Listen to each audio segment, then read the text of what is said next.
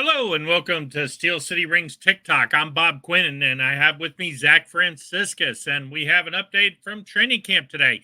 Zach, tell us what happened today with the wide receivers. Absolutely. Well, interestingly enough, even though we're talking about the wide receivers, I'm going to talk about a Steelers quarterback. I'm not talking about Russell Wilson or Justin Fields or even Kyle Allen. I'm talking about a guy who I am getting more high on every day, John Reese Plumlee, because this is a guy who, when everyone says they want to make an NFL team and everyone says they're willing to do whatever it takes, he returned kicks in the preseason game. He made tackles, and now he was informed this morning that he was going to be running with the wide receivers and made some catches. It's important to note that he was only informed this morning, because what I believe happened is when they rewatched the tape, they saw the incredible amount of effort and the proof that, yes, he will do anything that is asked of him. And so they're like, hey, wide receivers, and he caught passes. He didn't just run with them, he caught passes today. So just keep your eye on John Reese Plumlee, because we have a history of having Slash on the team. You never know with a Steeler team who knows what to do with a multifaceted guy like Plumlee. Yeah, it makes you wonder if a modern day Slash, you mentioned it, and then, does this give him an edge for maybe the third quarterback position? Although it sounds like if he's going to be wide receiver and special teams, they probably need him active, not as the third string quarterback instead. But hey, you want to make an NFL team, sometimes you got to do what you got to do. Exactly. And back to the wide receivers, even though we are talking about, the top three slots and where those different things are going to go, we got guys battling really, really hard to prove that they should be on this team, whether it's third, fourth, fifth spot. That's Quez Watkins and Scotty Miller. I guarantee no one thought they would be hearing that about Quez Watkins after he really, really mistimed one punt and then muffed another one in preseason. That was supposed to be his en route to the team. Quez Watkins was supposed to be the special teams guy today. I'm pretty sure he got a 50-yard touchdown pass from Justin Fields, had consistently good routes, made up for some punts, and then Scotty Miller came in and did exactly what he's been doing, because Scotty Miller, from the second we got him, has reminded me of the Cedric Wilson Jr. from the 2005 Steelers Super Bowl run. That you need that guy that is just specific to what he does in the wide receiver group, and Scotty Miller seems to be doing that. So watch those two guys, because if we got George Pickens and we got Calvin Austin, we got Roman Wilson and Van Jefferson fighting for those top spots, don't discount the other guys that are being, really, really competitive. Yeah, and Scotty Miller's speed merchant. Yeah, we know what he did in the NFC Championship game a couple of years ago, but then again, also you look at the preseason game, might have had the most impressive catch of the night.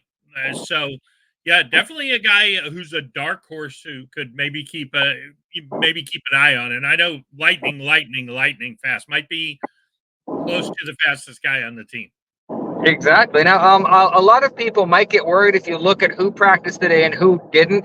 Other than Troy Portano, which we'll get to later, Mike Tomlin specified today was more of a depth player day. It was a fundamentals day. It was a day where if you didn't need the work, you weren't going to get the work. We were going to look at the people who did. And what that meant is that Dante Jackson got the day off. Then Graylin Arnold got hurt. So we got to see Darius Rush and Corey Trice, two guys who we have really wanted to see play with the ones. Now, Darius Rush, up and down. He had a pick six, but he also had some iffy coverage time. But Corey Trice, according to Nick Farabaugh, had a lights-out camp day. And after he had a really good screen tackle and preseason, and by the way, anyone who was wondering why Corey Trice wasn't really on the field that much during preseason, he played 11 snaps and it was purposeful. They're waiting to see where his ACL is. So don't think that has any indictment on what Corey Trice can do. They're excited about him. He started with the ones today, 2 pass breakups and 7 shots. He really, really looks like a guy who wants to compete against Beanie Bishop for that nickel corner spot. Yeah, talk about two extremes. I mean, 5'9" Beanie Bishop and 6'2", 6'3" Corey Trice. I love the idea of Trice in the nickel if he can keep up with the shiftier, faster receivers, because usually those are quick routes, and if a quarterback has to kind of get up over Trice, a lot of those slot receivers are smaller guys, and maybe it leads to an overthrow and an easy pick for Minka back there in center field. Exactly. Now, the one big downside, unfortunately, from the preseason is something you hope never happens. Now, granted, Fortano's injury isn't serious. It's a minor MCL sprain, but still, it comes back to the fact that we're playing guys out of position in preseason and all that. But what I'm wondering, Bob, is and I know you're not going to like this very much. Is this kind of a silver lining for with Dan Moore starting in training camp and preseason? Even though we didn't want him to, now that Furtano's injured and Dan Moore might have to start after all. Is that a silver lining at all? I To me, it's not, and what I'm scared of, and I think it's starting to come true a little bit. Although we'll see how quickly Fatano comes back from his injury. But the thing I was scared of all along was that Dan Moore started out camp on the left side and Broderick on the right side because they felt, oh my gosh, this is our best set of tackles, which is not a good thing when you spend a first round, two consecutive first round picks on tackles. Broderick Jones still should be in the left side, on my opinion. The fact that Dan Moore can't play the right, it sounds like the Steelers are pigeonholed and pushed into a corner where they have to play Dan Moore at left tackle because he's so bad at right tackle that he can't that he couldn't beat Troy Fatano out there, and Fatano's not very good at right tackle either. So the Broderick Jones, who's our best offensive tackle, has to play the right side because nobody else can. Although I will say this, I think it opens the door for Dylan Cook, who looked pretty good in the game the other night. If he can push, or Spencer Anderson, who is made the shift to guard, can push and demonstrate they can play right tackle better than Dan Moore can play left tackle, then I think Broderick can slide back to the left side and we can take a little heat off Fatano. I certainly hope so because Broderick, we saw last year. Broderick is really good. He is exactly what we drafted him for. But what I saw right off the bat, if you go back to the Steelers preseason game and you watch that very first play, everyone's giving Justin Fields credit for the really quick decision he made when a guy was in his face to get the ball to Najee. The reason he had a guy in his face is Daniel Hunter completely beat Broderick Jones with a really easy move. And the reason he did is Broderick is uncomfortable. Even if they move him to a place he's natural right now, he said during training he's not really sure where he's supposed to be playing. Why do you? So there's a lot of confusion going on, and what makes me upset is the margin of error for this team that I genuinely thought was much bigger. Apparently, is really thin because every time the Steelers go back to a habit that is bad, that like the jet sweep with Roman Wilson or messing with players' positions and starting a rookie like Troy where he's not supposed to be, injuries are happening.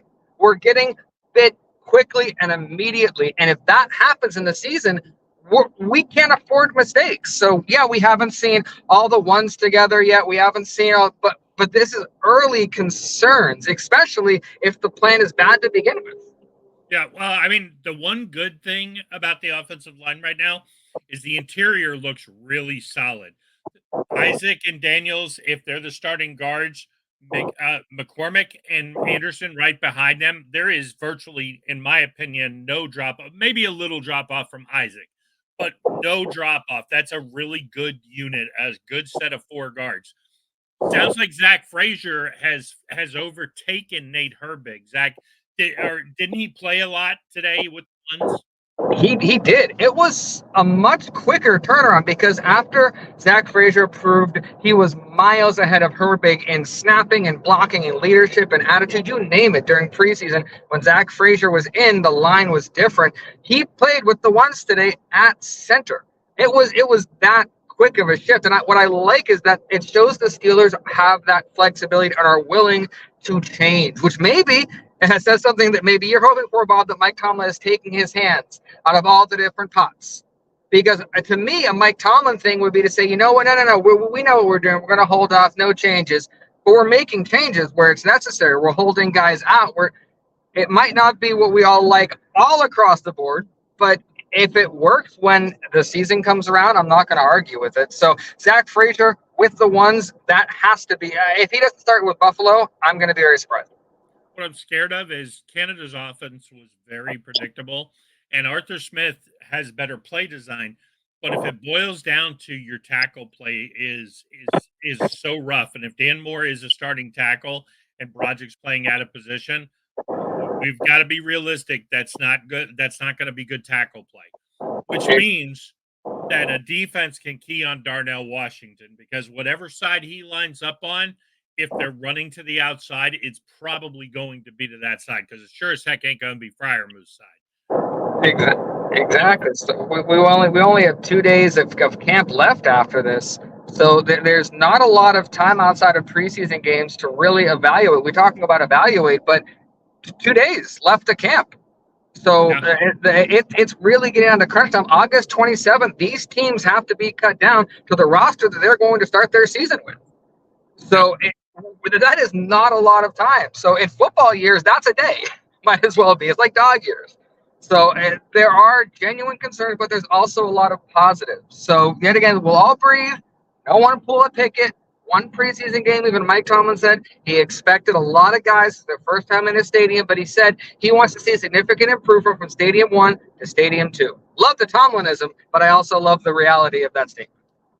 Yeah, let's see what happens too. I mean, sounds like Russell Wilson's going to play in the second preseason game.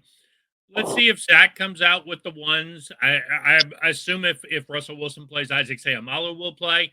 So I'll be interested to see. And even if it's for a series or two, I would love to see the ideal left side to me of Sayamalu, Broderick, Darnell Washington, and then Daniels. And I don't care who you throw in it right now. Throw Dylan Cook out there for a series just to see. Hey, if we just decide we know this is our strong left side, we're going to run to this side and just see if the defense can stop it.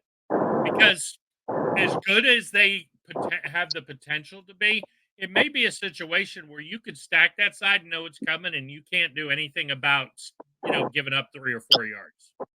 Exactly. So there's a lot that I'm looking forward to. So Buffalo is going to be really, really big. I think if Russell Wilson comes out, has two efficient, he doesn't have to blow me out of the water, two efficient drives, it will be his quarterback job, and no one else is going to be talking about it until we get to the regular season.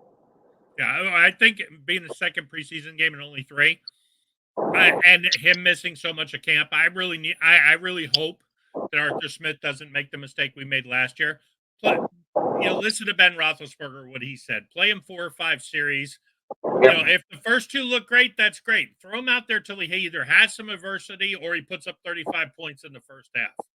Exactly. We don't want to see what we saw last year, which was a lot of satisfaction and things that were pretty unsatisfactory. So Yeah. this year we might have lost, but I like that the blemish is already happening. So we're all starting from the same spot rather than being fooled. Yep. The only difference is when you watch it, that offense looks different. Guys are open. It's just a matter of adjustment.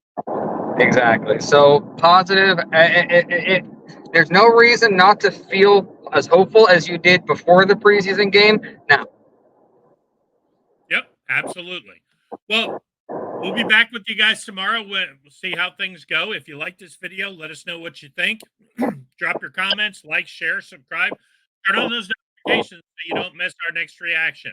Also, you can scan our link tree. Follow us on social media so whenever we go live or drop a TikTok video or just have an opinion in general, you'll know where we are. Exactly. So a little bit to go until Buffalo. Absolutely. Talk to you guys soon.